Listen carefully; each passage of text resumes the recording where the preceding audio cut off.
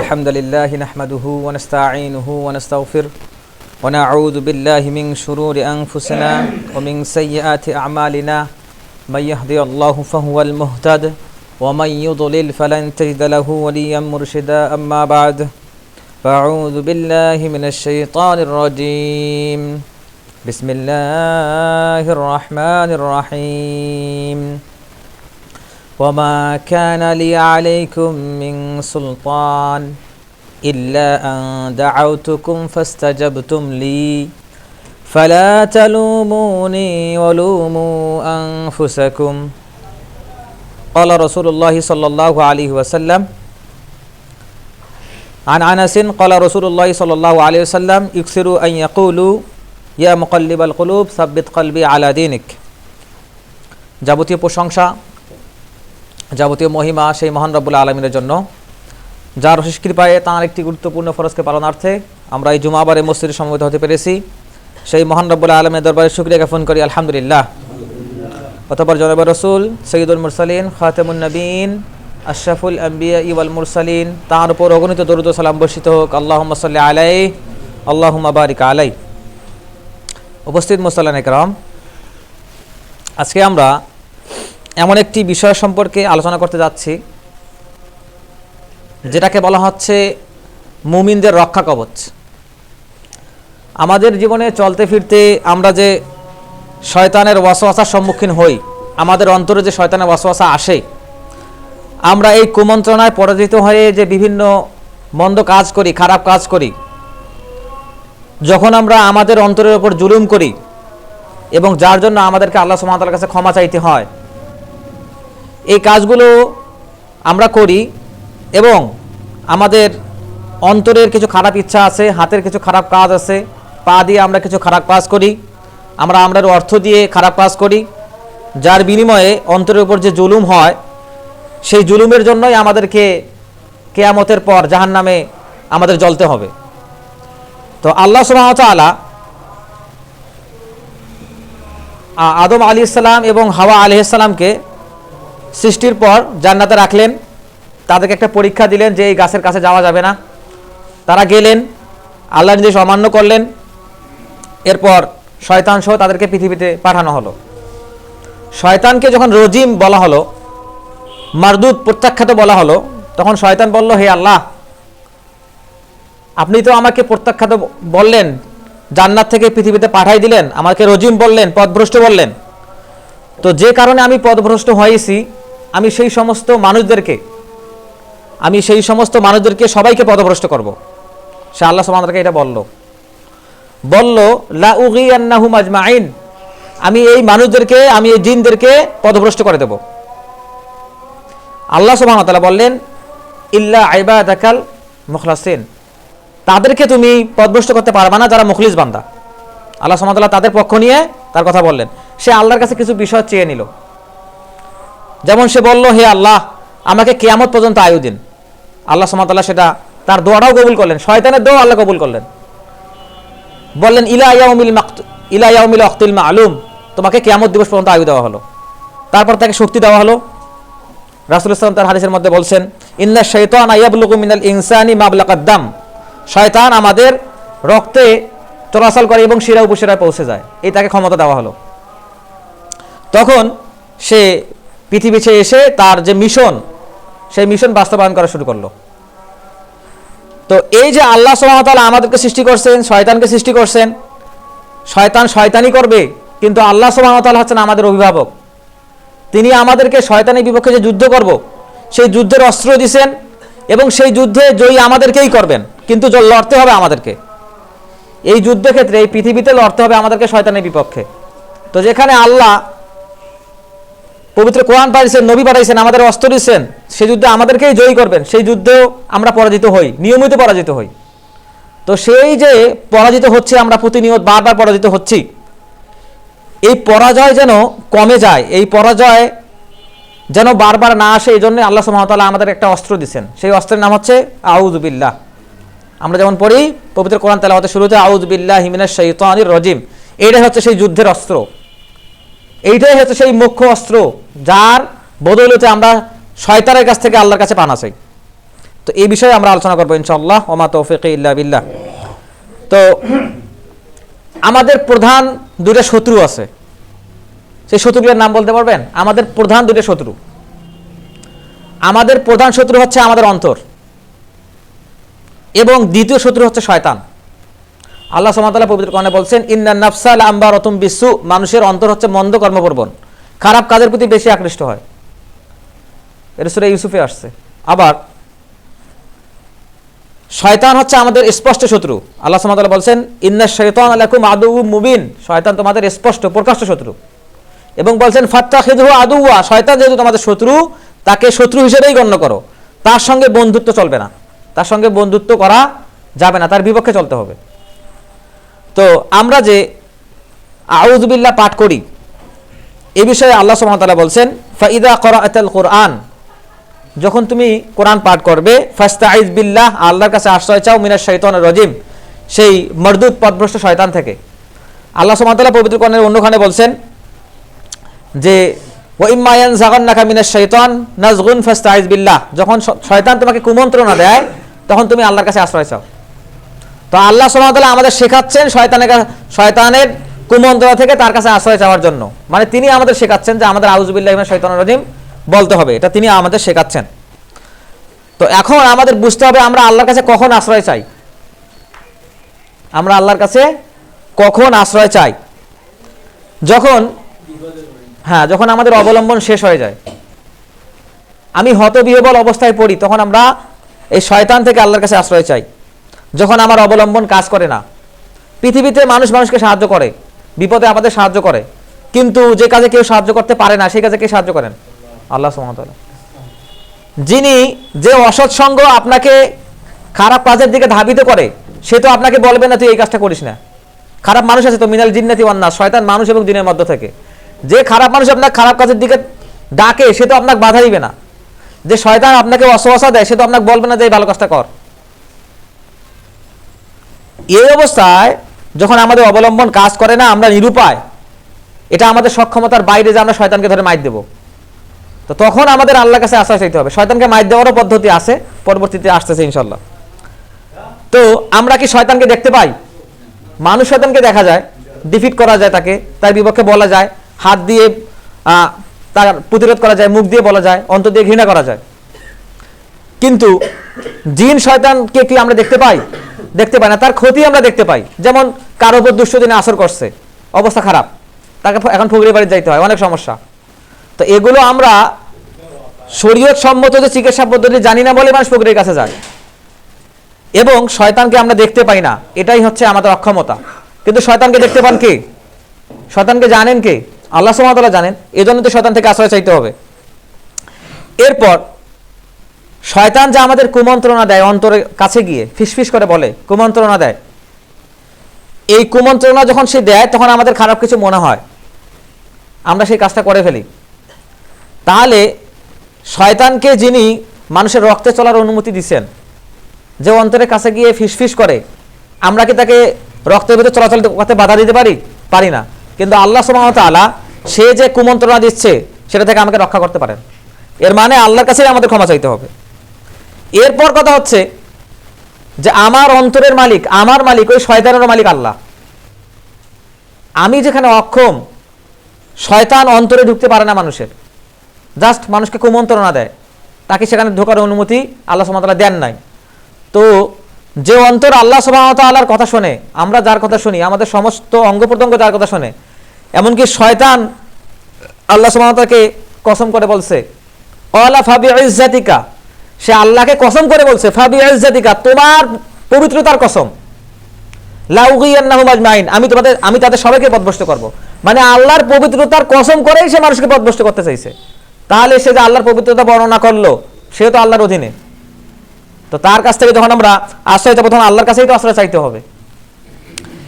এখন যিনি আমাদের একমাত্র আশ্রয়দাতা, যিনি শয়তানেরও মালিক এবং স্রষ্টা, যিনি শয়তানের কুমন্ত্রণা জানেন, যিনি আমাদের ভালো মন্দের মালিক, যিনি আমাদের তাকদীরের মালিক, যিনি জান্নাত জাহান্নাম দিবেন কিনা তিনি সেটারও মালিক, তাহলে যার কাছে আমরা ইবাদত করছি তার কাছেই তো আমাদের আশ্রয় চাইতে হবে। এইটা হচ্ছে আউযু বিল্লাহ।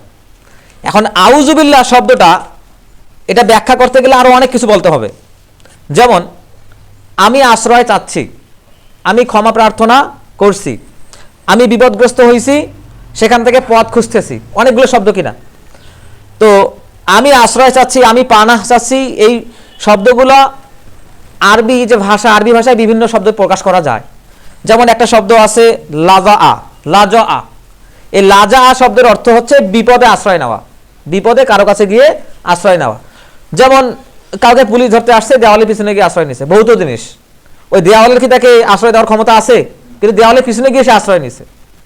এরপর আর একটা শব্দ আছে লাগা, কারো পাশে গিয়ে লুকানো। যেমন বাচ্চার বাবা বাচ্চাকে মায়ের দেওয়ার জন্য পিটিয়ে দিছে, বাচ্চা কি করছে? মায়ের পিছনে গিয়ে লুকাইছে। কিন্তু বাচ্চার বাবা কি মায়ের পিছন থেকে নিয়ে তাকে মারধর করতে পারে না? পারে। কিন্তু তার মানে মায়ের ক্ষমতা নেই বাবার হাত থেকে রক্ষা করার, কিন্তু আল্লাহ তো রক্ষা করতে পারেন। আচ্ছা, এরপর হচ্ছে ইহতামা। ইহতামা মানে হচ্ছে আত্মরক্ষার ব্যবস্থা। আপনি যুদ্ধে গেছেন, ঢাল আত্মরক্ষা করাবে। আপনি সম রাখছেন, খারাপগুলো থেকে এই সম আপনাকে বাঁচাবে, আত্মরক্ষা। এই যে আত্মরক্ষার অস্ত্র। কিন্তু আমরা যে সম রাখি, রোজা রাখি, সেই ইবাদত করার সক্ষমতা তো আল্লাহই দিয়েছেন। ঢালের কি ক্ষমতা আছে? ঢাল একটা উপকরণ মাত্র, কিন্তু আল্লাহ আমাকে সেই মৃত্যু থেকে বাঁচাইতে পারেন। তার মানে ঢালের সক্ষমতা নাই, আল্লাহ তাকে সক্ষমতা দেন উপকরণ হিসেবে। এরপর হচ্ছে ইতিসাম। ইতিসাম মানে হচ্ছে শক্তভাবে আঁকড়ে ধরা। কোনো জিনিসকে কেউ ডুবে যাচ্ছে, একটা গাছের শিকড় পেয়েছে, শক্ত করে আঁকড়ে ধরছে, কিন্তু শিকড়টা তো ছিঁড়ে যেতে পারে। হ্যাঁ, কেউ উপরে উঠতেছে, রশিতে ঝুলতেছে, ছিঁড়ে পড়তে পারে কিনা? ওটা একটা উপকরণ মাত্র, সে নিজেই অক্ষম। সে কখন ছিঁড়বে, কখন কি হবে সেটা নিজেই জানে না, কিন্তু আল্লাহ সুবহানাহু ওয়া তাআলা তাকে রক্ষা করতে পারেন। এরপর সবার শেষে আছে আউযু।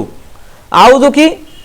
এই যে বিষয়গুলো আমরা এতক্ষণ থেকে বুঝলাম, সেখানে শুধু আত্মরক্ষার বিষয়টা আসছে, কিন্তু আউযু শব্দের অর্থ হচ্ছে আশ্রয় চাওয়া এবং আত্মসমর্পণ করা। আশ্রয় চাওয়া এবং আত্মসমর্পণ করা। এতক্ষণ আমরা আশ্রয় বুঝলাম শুধু, হ্যাঁ, আত্মরক্ষা বুঝলাম, কিন্তু আউযু শব্দের অর্থ হচ্ছে আশ্রয় আত্মসমর্পণ দুইটাই। আমরা আল্লাহর কাছে আশ্রয় চাচ্ছি এবং আল্লাহর কাছে আত্মসমর্পণ করছি। কেন?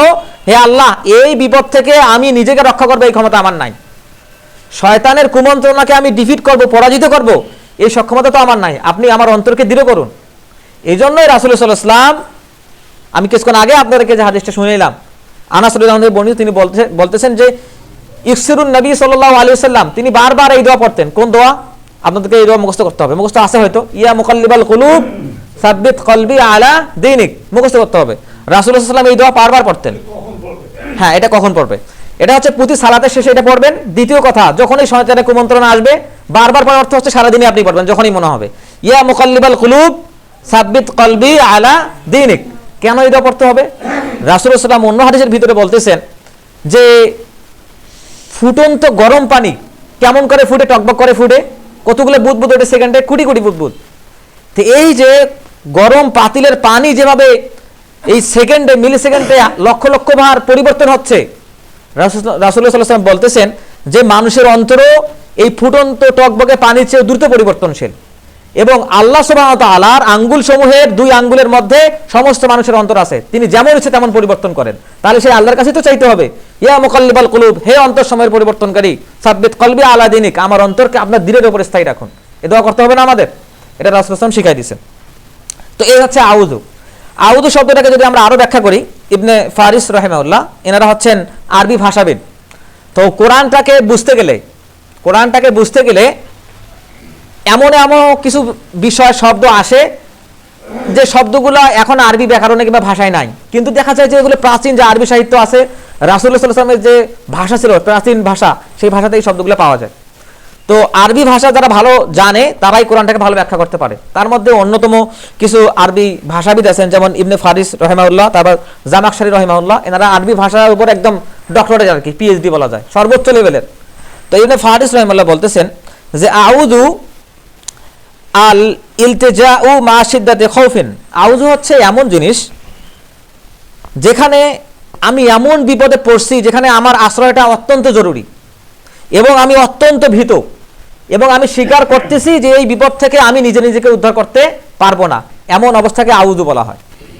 তো এই আউযু শব্দটা, যেমন ফাস্তাইজ বিল্লাহ, আল্লাহ সুবহানাহু ওয়া তাআলা পবিত্র কোরআনে বলতেছেন, যখন তোমার শয়তান অনুপ্রেরণা আঁকিবে কুমন্ত্রণা দিবে তখন আল্লাহর কাছে আশ্রয় চাও। ফাস্তাঈদ বিল্লাহি মিনাশ শাইতানির রাজিম, আল্লাহ সুবহানাহু ওয়া তাআলা আমাদেরকে শেখাচ্ছেন। তো এই যে আমি স্বীকারোক্তি দিচ্ছি আল্লাহর কাছে যে আমি অক্ষম, আপনি আমাকে সাহায্য করুন, আমাকে আশ্রয় দিন।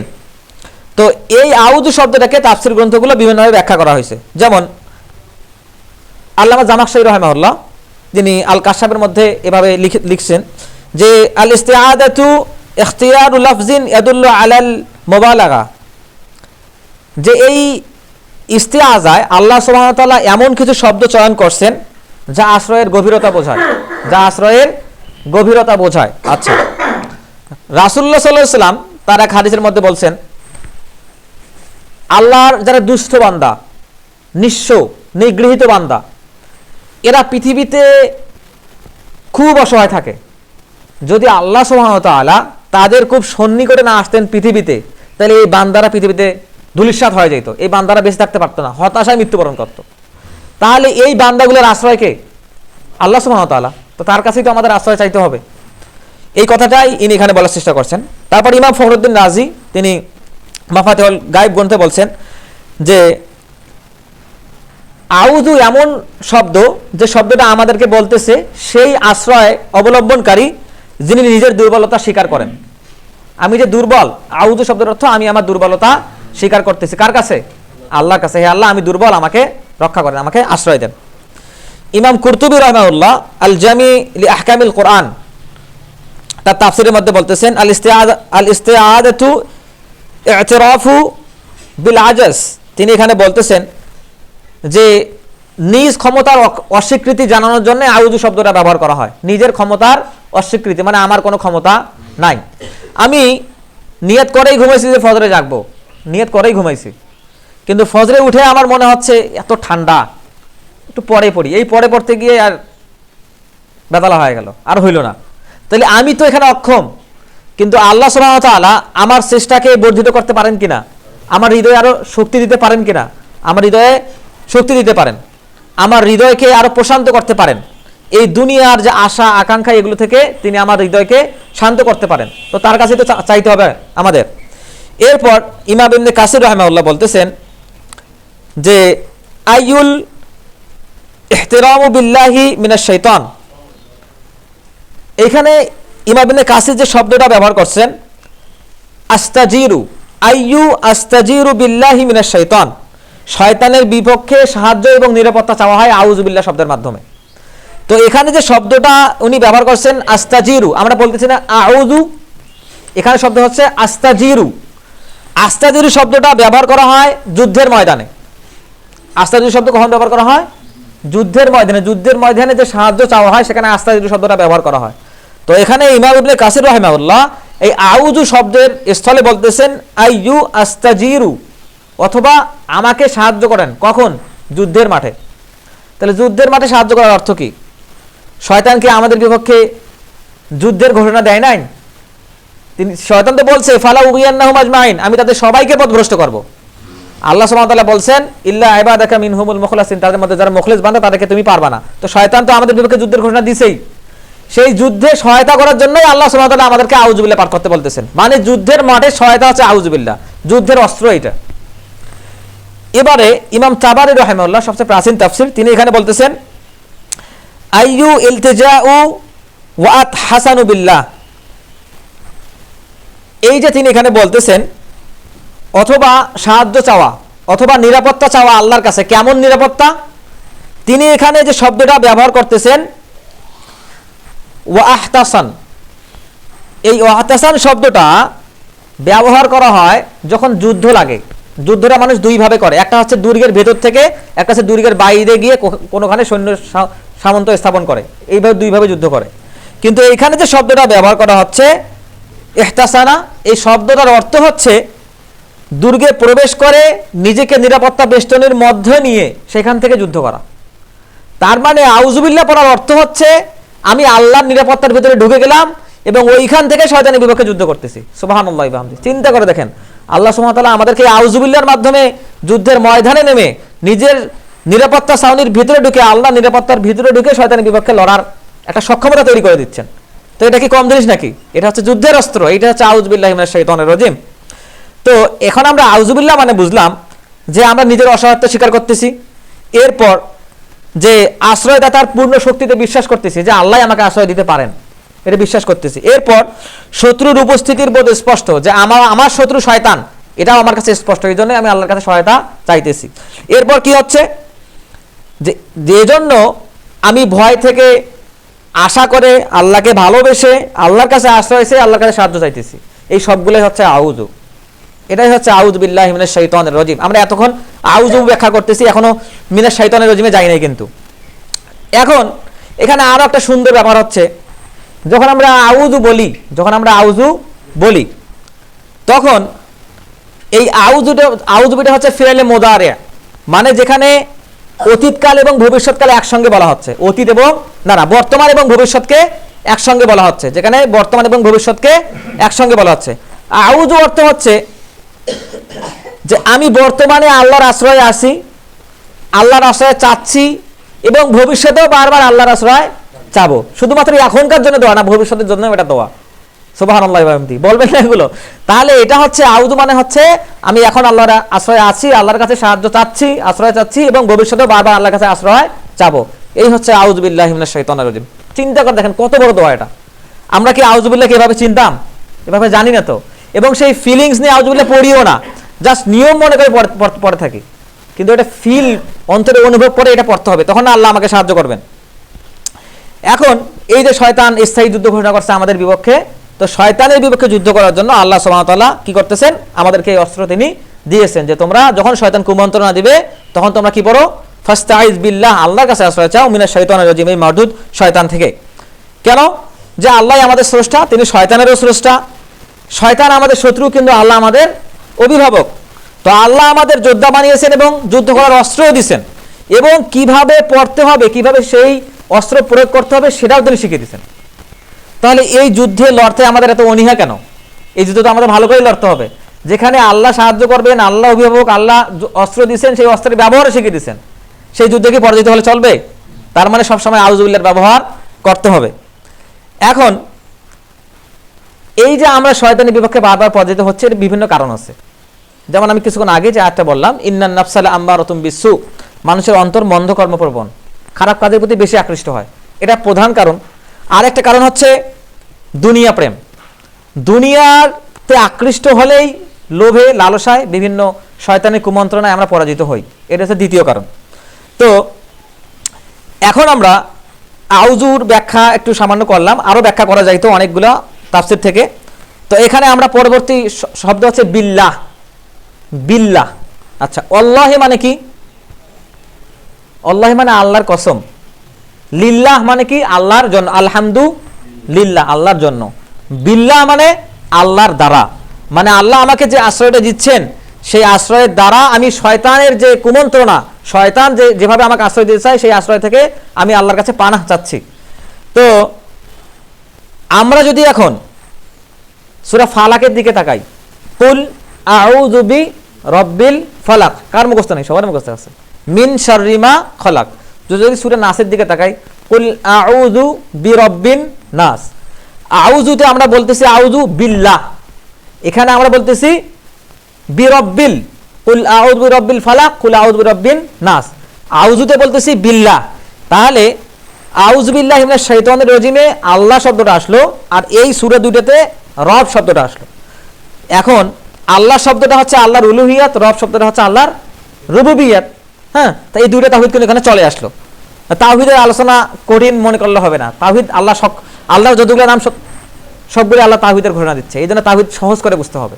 তো ওখানে বললাম বিল্লাহ, আল্লাহর উলুহিয়াত, যে নামের ব্যাখ্যা হচ্ছে 99টা নাম বা আরো অন্য নামগুলো। আবার এখানে রব, রব শব্দটা আল্লাহ শব্দের পরপরই, এই রব শব্দের অনেকগুলো অর্থ। তো এই যে আমরা সূরা ফালাক এবং নাসের কথা শুনলাম, এই সূরা দুইটারই একটা নাম আছে। দুইটা সূরা দুইটা নাম, একটা ফালাক একটা নাস, কিন্তু এই দুইটা সূরার একত্রে একটা নাম আছে। এই দুইটা সূরাকে বলা হয় সূরাতুল মুআব্বিদাতাইন। শুনেন না আপনারা? সূরাতুল মুআব্বিদাতাইন, ওই যে আউযু বিল্লাহ, কুল আউযু বিরব্বিল ফালাক বিরব্বিন নাস, এই যে আউযু দিবে বললাম, এটাকে বলা হয় মুআব্বিদাতান। মুআব্বিদাতাইন বলা হচ্ছে কেন? সূরা ফালাকে আমরা কিছু কিছু বিষয় থেকে আল্লাহর কাছে আশ্রয় যাচ্ছি, সূরা নাসে কিছু কিছু বিষয় থেকে আল্লাহর কাছে আশ্রয় যাচ্ছি। তো এই দুইটা সূরা পৃথিবীতে সমস্ত খারাপ কিছু আছে, সমস্ত খারাপ কিছু থেকে আমাদেরকে আল্লাহর আশ্রয় নিয়ে দেয় আমাদেরকে। এই দুইটা হচ্ছে মাধ্যম। এই জন্য এই সূরা দুইটাকে সূরাতুল মুআব্বিদাতাইন বলা হচ্ছে। এটা মানে হচ্ছে দুই আশ্রয় দানকারী সূরা। এই সূরা দুইটা আমাদেরকে আশ্রয় দেয় পৃথিবীর সমস্ত খারাপ কিছু থেকে। এই জন্য কি বলা হচ্ছে সূরাতুল মুআব্বিদাতাইন। কি কি বিষয় থেকে আমরা আশ্রয় চাই দেখি এবার।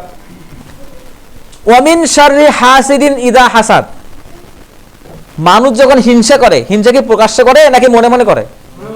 তার মনের হিংসা আপনি কি দেখতে পারবেন, শুনতে পারবেন? তাহলে তার মনের হিংসা কে জানে? আল্লাহ জানে। এই জন্য আমরা আল্লাহকে চাচ্ছি ওমিন শাররি হাসিদিন ইদা হাসাদ, যখন হিংসুক ব্যক্তি তার হিংসা থেকে আমাদের খারাপ কিছু করতে চাইবে, তখন আমরা সেই হিংসুক ব্যক্তির হিংসা থেকে আল্লাহর কাছে আশ্রয় চাচ্ছি। এরপর কি চাচ্ছি? মিন শাররিল ওয়াসওয়াসিল খান্নাস, যে খন্নাস কুমন্ত্রণা দানকারী আমাদের অন্তরে ওয়াসওয়াসা দিচ্ছে, তাকে আমরা ধরতে পারি, তাকে আমরা দেখতে পারি, সে রক্তে চলতেছে, আমরা বুঝতে পারি? পারি না তো। তার থেকে আমাদেরকে কে রক্ষা করতে পারেন? আল্লাহ সুবহানাহু ওয়া তাআলা। এজন্যই আমরা এখানে অক্ষম, আমাদেরকে আল্লাহর কাছে আশ্রয় চাইতে হবে। এজন্যই আমরা বলতেছি মিন শাররিল ওয়াসওয়াসিল খান্নাস। এই শয়তানে তো আমাদেরকে সবগুলো খারাপ কাজ করার কথা বলে। এরপর আমরা আশ্রয় চাচ্ছি কি? মিনাল জিন্নাতি ওয়ান নাস। এই শয়তানি কারা কারা করে? জিন এবং মানুষ। জিন এবং মানুষ এরাই খারাপ কাজের কথা বলে, খারাপ সঙ্গ দেয়, খারাপভাবে মানুষকে প্রভাবিত করে। এই জন্য জিন শয়তান এবং মানুষ শয়তান, উভয় শয়তান থেকে আমরা আল্লাহর কাছে পানাহ চাচ্ছি। এই যে সূরা, সূরাতুল মুআব্বিদাতাইন, সূরা ফালাক এবং সূরা নাস, সূরাতুল মুআব্বিদাতাইন, এই দুইটা সূরায় আমরা কি করতেছি? মিন শাররি মা খলাক। মিন শাররি মা খলাক, মিন মানে থেকে, শার মানে সমস্ত খারাপ কিছু, মা খলাক আল্লাহর সৃষ্টির মধ্যে যত খারাপ কিছু আছে সমস্ত খারাপ থেকে আমরা আল্লাহর কাছে আশ্রয় চাচ্ছি। একটা আয়াতের মাধ্যমে চিন্তা করে দেখেন। তাহলে আল্লাহ খারাপ কিছু সৃষ্টি করছেন কিনা? কেন সৃষ্টি করছেন? আমাদের পরীক্ষার জন্য সৃষ্টি করছেন। লিয়াবলুয়াকুম আইয়ুকুম আহসানু আমালা, তোমাদের মধ্য থেকে কে ভালো কাজের দিক থেকে বেশি হতে পারে, উত্তম হতে পারে। এটা পরীক্ষার জন্যই আল্লাহ আমাদের ভালো এবং মন্দের পরীক্ষা করেন। তো এই পরীক্ষায় জিততে গেলে সর্বপ্রথম অস্ত্রের নাম কি? আউযু বিল্লাহি মিনাশ শাইতানির রাজিম। সর্বপ্রথম অস্ত্রের নাম কি? আউযু বিল্লাহি মিনাশ শাইতানির রাজিম। তাহলে এই আউযু শব্দটা সূরা ফালাক এবং নাস দুখানেই আছে।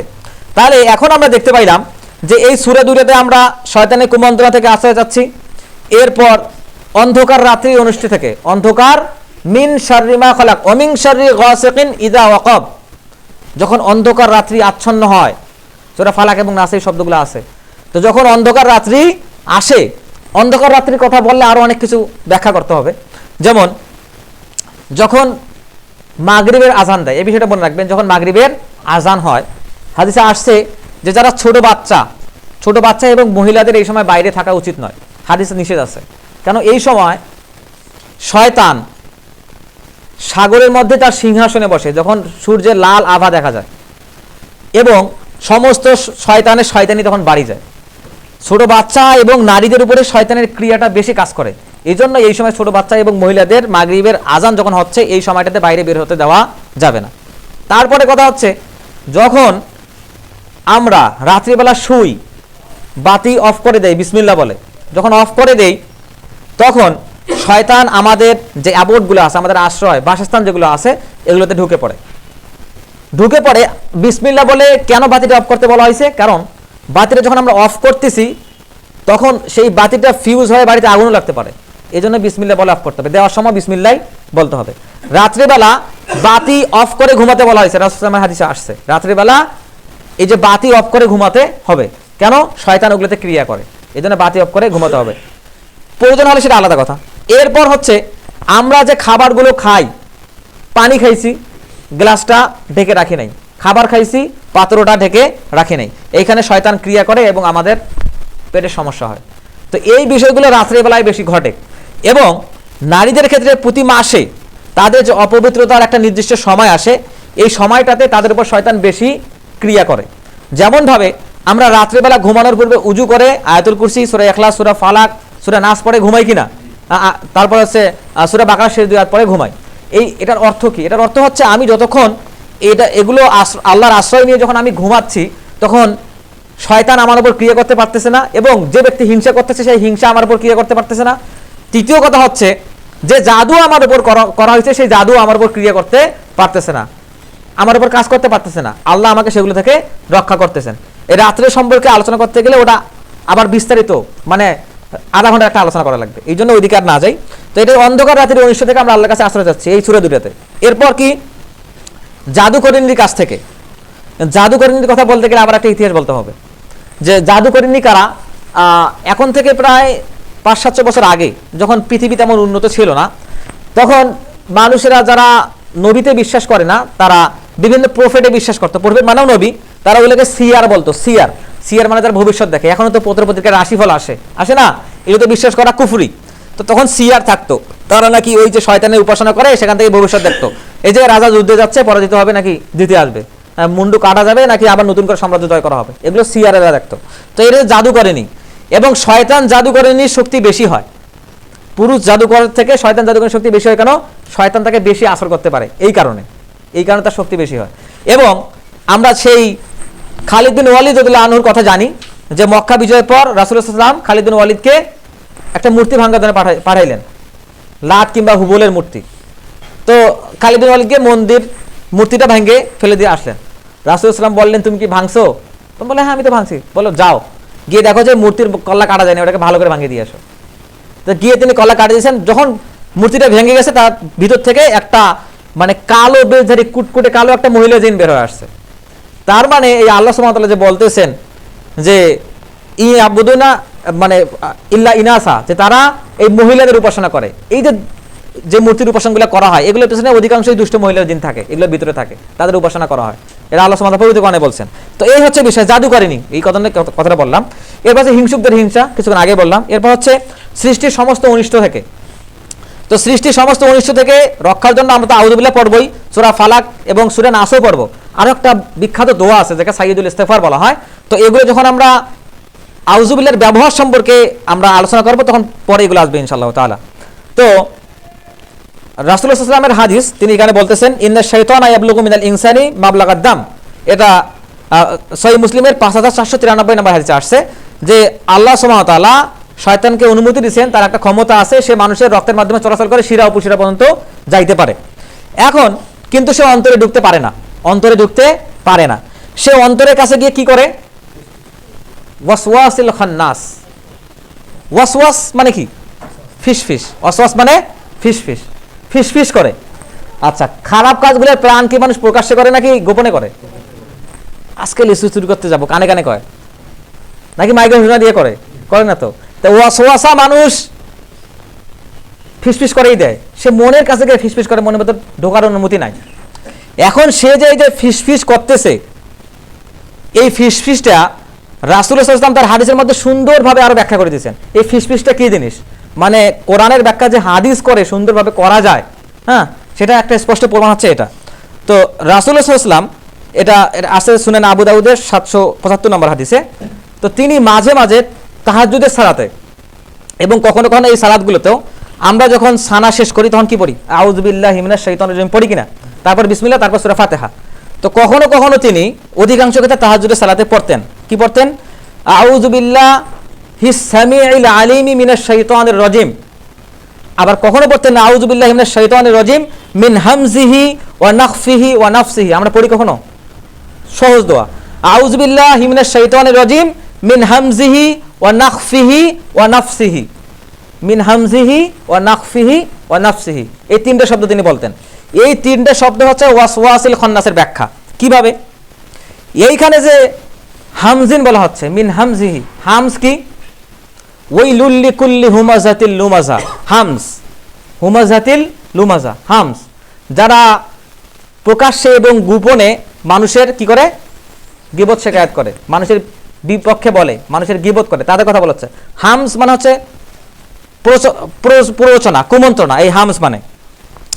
যেমন আল্লাহ সুবহানাহু ওয়া তাআলা বলতেছেন, ওয়াকুর রব্বি আউযু বিকা মিন হামাযাতিশ শায়াতিন।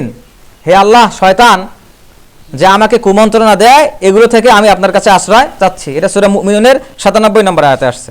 তাহলে হামস মানে হচ্ছে কুমন্ত্রণা। পরের শব্দটা হচ্ছে নাখফিহি।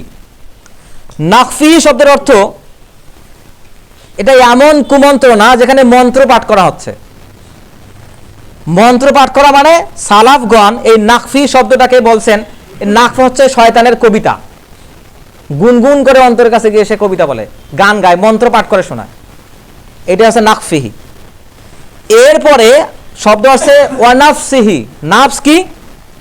নাফস হচ্ছে ওয়ামিন শাররিন নাফাসাতি ফিল উকাদ, নাফাসা, এটা হচ্ছে ওয়ানাফসিহি।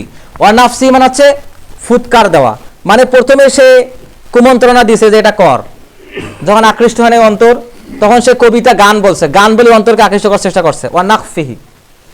এরপর সে কি করছে, তারপরেও যখন কাজ হইল না তখন মন্ত্র পড়ে, যেমন আমরা কোরআন হাদিস মোতাবেক যে ঝাড়ফুঁকগুলো করা হয়, সূরা ফাতিহা পড়ে পানিতে ফু দিলে খেয়ে ফেললো, ফু দেয় কি না? ফু দেয়। এরপর কি করে, যুদ্ধে যাইতে হবে, যে যুদ্ধে আলীউল্লাহ আনহু কামুজ দুর্গের কপাট ভেঙে ফেললেন টেনে, তো সেই যুদ্ধে যাবে, রাসূলুল্লাহ বললেন যে আগামী দিন আমি এমন একজনের হাতে আল্লাহর নিশান দেব যার হাতে আল্লাহ বিজয় দান করবেন। তো দেখা গেল যে পরের দিন আলীউল্লাহ আসলেন, সবার প্রথমে তার চোখের সমস্যা ছিল, রাসূলুল্লাহ কি করলেন, দোয়া পড়ে মুখে থুতু দিয়ে লাগাই দিলেন, চোখ ভালো হয়ে গেল। থুতু দিলেন কিনা?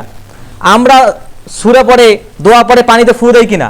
তখন সে ওমিন শাররিন নাফাসা, তখন সে ফু দেয়, মানে এতক্ষণ মন্ত্র পড়া উস্কানি টুস্কানি যত দেওয়া হয়ে গেছে, এবার সেই মন্ত্র একসাথে করে মন্ত্রে ফু দেয়, শেষ অস্ত্র আর কি তার। তখন এটা যখন তার শেষ অস্ত্র, রাসূলুল্লাহ সাল্লাল্লাহু আলাইহি ওয়াসাল্লাম সেই অস্ত্র থেকেই, সেই অস্ত্রের বিপক্ষে আমাদেরকে ঢাল হিসেবে শিক্ষা দিচ্ছেন, আউযু বিল্লাহি মিনাশ শাইতানির রাজিম মিন হামজিহি ওয়া নাখফিহি ওয়া নাফসিহি, এই দোয়াটা শিক্ষা দিচ্ছেন। এটা আবু দাউদের 775 নম্বর হাদিসে আসছে। তো এই হচ্ছে মিন শারিল ওয়াসওয়াসিল খান্নাস, হ্যাঁ, ওমিন শারিন নাফাসাতি ফিল উকাদ, এগুলো হচ্ছে ব্যাখ্যা। তারই এই সুন্দর যে প্রচারণা, সুন্দর করে উপস্থাপনা, মন্ত্রপাঠ, ফু দেওয়া, এতে যখন আমাদের অন্তর বশ হয়ে যায়, আমরা যখন খারাপ কাজটা করি, শয়তানকেও আমাদের অন্তরে ঢুকতে পারে না, ফিসফিস করে মন্ত্র পাঠ করে ফু দিয়ে আমাদেরকে প্রভাবিত করে। তো যখন আমি বলি যা কাজটা করি ফেলি, তখন কি শয়তানকে ভেতরে ঢুকার অনুমতি দিলাম কিনা? এই দোষটা কার, আল্লাহর নাকি মানুষের? মানুষের দোষ। এখন মানুষ যদি অপরাধ করে এখন বলে যে আল্লাহ লেখছে জন্যই তুমি অপরাধ করছো, তাহলে কি ঠিক হলো না বেঠিক হলো? আল্লাহ শয়তানকে মানুষের অন্তরে ঢোকার অনুমতি দেয় নাই, কিন্তু শয়তান ওয়াসওয়াসা দিবে, সেই ওয়াসওয়াসার বিপক্ষে কিভাবে লড়তে হবে আল্লাহ আমাদের শিক্ষা দিচ্ছেন। আউযু বিল্লাহি মিনাশ শাইতানির রাজিম, আউযু বিল্লাহি মিনাশ শাইতানির রাজিম মিন হামজিহি ওয়া নাখফিহি ওয়া নাফসিহি, এগুলো আমাদের শিক্ষা দিচ্ছেন। আউযু বিকালিমাতিল্লাহি তাম্মাতি মিন শাররি মা খালাক, কুল আউযু বিরাব্বিল ফালাক, কুল আউযু বিরাব্বিন নাস, এগুলো আমাদের শিক্ষা দিচ্ছেন। তো যখন শিক্ষা দিচ্ছেন, এই শিক্ষাগুলো আমি নাই করে দিয়ে শয়তানের কথা শুনলাম, তো আমারই তো দোষ। এখন এইখান থেকে ওই যে নাস্তিকীয় যে দুষ্টমিগুলো সমাজে হয়, যে আল্লাহ খারাপ পথ সৃষ্টি করছে, খারাপ পথের অনুমতি দিয়েছে জন্য তো আমি করছি, কিন্তু দোষটা তার। এখন সে যে এই কথা বলতেছে যে আল্লাহ কইছে জন্য তো আমি দোষটা করছি, এটা শয়তানের কুমন্ত্রণা। এই কথাটা বলার পরও তাকে আউযু বিল্লাহি মিনাশ শাইতানির রাজিম বলতে হবে, এগুলো আল্লাহর কুমন্ত্রণা হিসেবেই নিতে হবে। তো এই হচ্ছে আউযু বিল্লাহ শব্দটা যে বলতেছি আমি, তার কিছু ব্যাখ্যা আর কি। এখন এই আউযু বিল্লাহি মিনাশ শাইতানির রাজিম শুধু শয়তান থেকে আশ্রয় চাওয়া না, এখানে আল্লাহ সুবহানাহু ওয়া তাআলা আমাদের ম্যানার শেখাচ্ছেন, ব্যবহার শেখাচ্ছেন। কিভাবে দেখেন, যে মানুষ এবং জিন যারা এইসব খারাপ কাজ করে, মানুষকে জাদু করে, তারপর মানুষের ক্ষতি করে, জিন মানুষের শরীরে এমন রোগ সৃষ্টি করে যার প্রতিষেধক পাওয়া যায় না, বিভিন্নভাবে মানুষের ক্ষতি করে। তো যারা ক্ষতি করে তাদের কি মানুষ ভালোবাসে নাকি গালি দেয়, বদদোয়া দেয়, তাই না? এখন এইখানে আউযু বিল্লাহি মিনাশ শাইতানির রাজিমে আল্লাহ সুবহানাহু ওয়া তাআলা আমাদের একটা ম্যানার শেখাচ্ছেন। কি সেই ম্যানারটা ব্যাখ্যা করছেন রাসূলুল্লাহ সাল্লাল্লাহু আলাইহি ওয়াসাল্লাম। এটা সুনানে আবু দাউদের 4982 নম্বর হাদিসে আসছে। রাসূলুল্লাহ সাল্লাল্লাহু আলাইহি ওয়াসাল্লাম বলতেছেন, লা তাকুল, কখনো বলো না, কি বলো না, তাইসাশ শয়তান, শয়তান ধ্বংস হোক, শয়তান ধ্বংস হোক। রাসূলুল্লাহ সাল্লাল্লাহু আলাইহি ওয়াসাল্লাম এটা বলতে নিষেধ করছেন, শয়তানকে অভিশাপ দিতে নিষেধ করছেন। কেন বলছেন?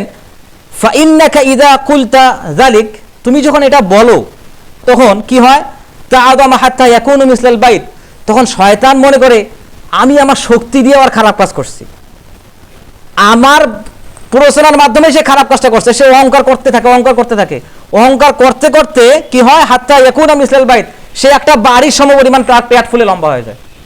গর্ব করলে মানুষের বুক উঁচু হয় না, যে আমার মাথা উঁচু হয়ে গেছে, আমার বুক গর্বে ভর্তি হয়ে গেছে, বলে কিনা?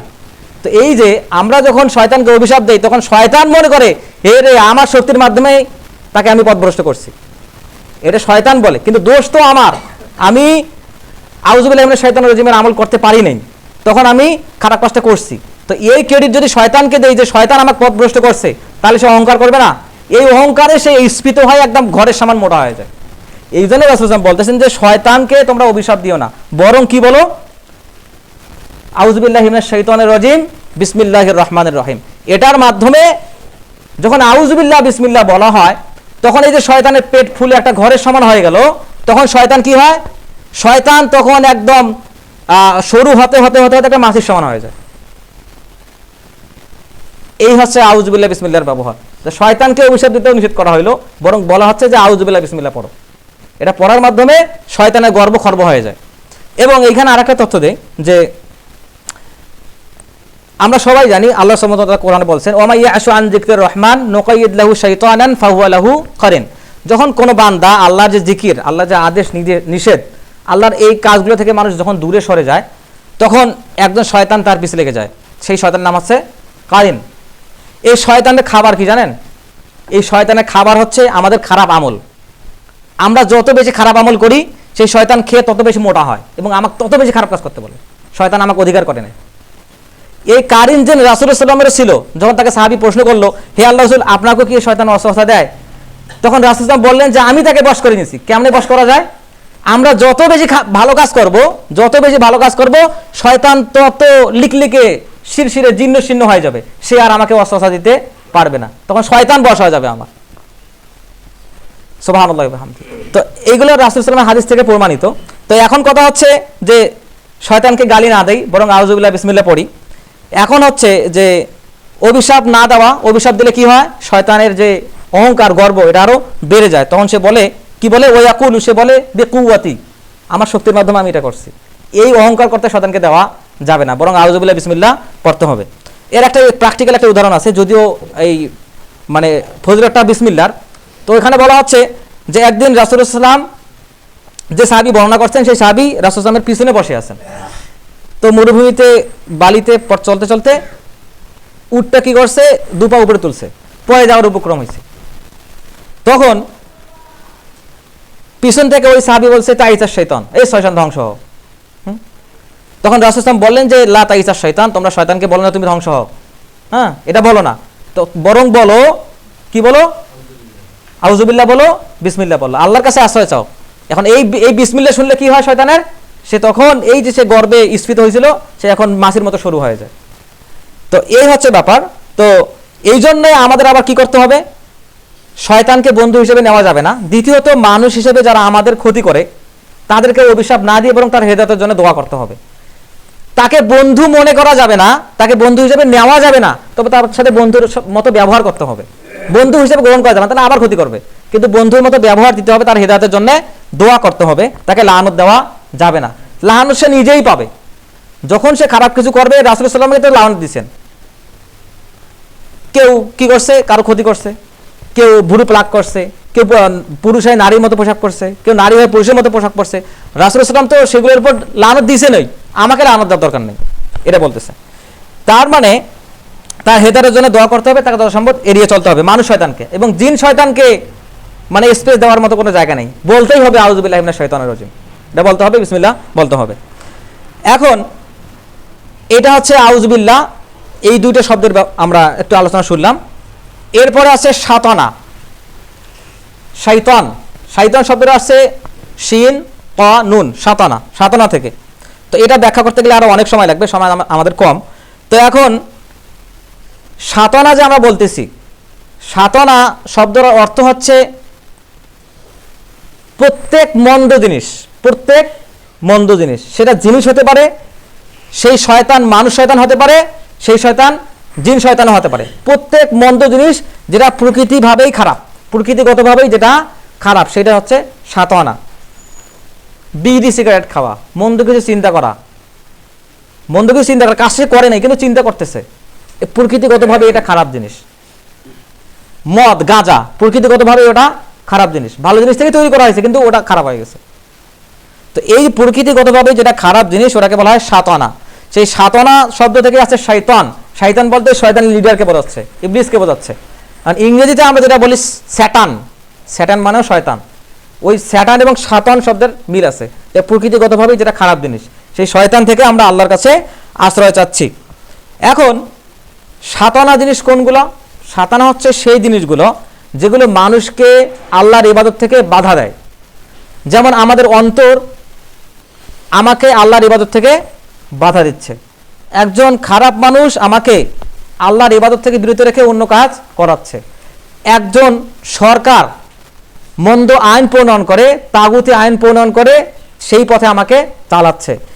আল্লাহর পথে ইবাদত করতে যত জিনিস আমাকে বাধা দিবে সবগুলোই তাগুত, সবগুলোই হচ্ছে সাতানা। এই সাতানাদের লিডার, এই মন্দ কিছুর লিডার হচ্ছে শয়তান, ইবলিস, ইনি হচ্ছেন লিডার। এখন তো যারা আল্লাহর ইবাদতে বাধা দিচ্ছে তার মধ্যে আমরা প্রথমে পাইলাম আমাদের প্রধান শত্রু হচ্ছে আমাদের নফস, তারপর দ্বিতীয় শত্রু হচ্ছে শয়তান। তো যখন আমি আউযু বিল্লাহি মিনাশ শাইতান পড়তেছি তখন আমি আসলে কি বলতেছি? তখন আমি বলতেছি যে আমার অন্তরে যে খারাপি আমি তো সেটা বাদ দিলাম, বরং যে খারাপ কাজটা আমার দ্বারা হতে যাচ্ছে, শয়তান ওয়াসওয়াসা দিচ্ছে, সেই ওয়াসওয়াসা থেকেও আমি আল্লাহর কাছে পানা চাচ্ছি। শুধু সেই তার দেওয়া ওয়াসওয়াসা নয়, বরং আমার ভিতরে যে খারাপি আছে, অন্তরে যে খারাপি, ইন্নান নাফসা লাম্মারাতুম বিসসু, এই খারাপি থেকেও আমি আল্লাহর কাছে আশ্রয় চাচ্ছি। তার মানে প্রথমে নিজের কথাই আগে আনতে হবে, পরে শয়তানের কাছে যাইতে হবে। কারণ শয়তানের কুমন্ত্রণা দুর্বল। আল্লাহ সুবহানাহু ওয়া তাআলা পবিত্র কোরআনে বলছেন, ইন্না কাইদাশ শাইতানি কানা দাঈফা, শয়তানের যে কুমন্ত্রণা কৌশল এটা দুর্বল। কিন্তু অন্যখানে আবার বলছেন যে মহিলাদের যে কুমন্ত্রণা এটা আবার কাইদিকুন্না আযীম, মহিলাদের কুমন্ত্রণা আবার আজিম, মহা ষড়যন্ত্র। এটা আল্লাহ সুবহানাহু ওয়া তাআলা পবিত্র কোরআনে বলছেন। তো এখন সাতানা শব্দের অর্থের ব্যাখ্যার দিকে আমরা না যাই, ইনশাআল্লাহ তাআলা পরবর্তীতে আমরা এগুলো ব্যাখ্যা করব। আল্লাহ সুবহানাহু ওয়া তাআলা আমাদেরকে শয়তানের বিপক্ষে ভালো মতো যুদ্ধ চালিয়ে যাওয়ার তৌফিক দান করুন। আল্লাহ সুবহানাহু ওয়া তাআলা আমাদেরকে আউযু বিল্লাহি মিনাশ শাইতানির রাজিমের যে ব্যবহার এটা ঠিকমতো করার তৌফিক দান করুন। আল্লাহ সুবহানাহু ওয়া তাআলা আমাদের জীবনে চলার পথে শয়তান আমাদেরকে যখনই কুমন্ত্রণা দিবে সেই কুমন্ত্রণা থেকে ঢাল হিসেবে আউযু বিল্লাহি মিনাশ শাইতানির রাজিম ব্যবহার করার তৌফিক দান করুন। আল্লাহ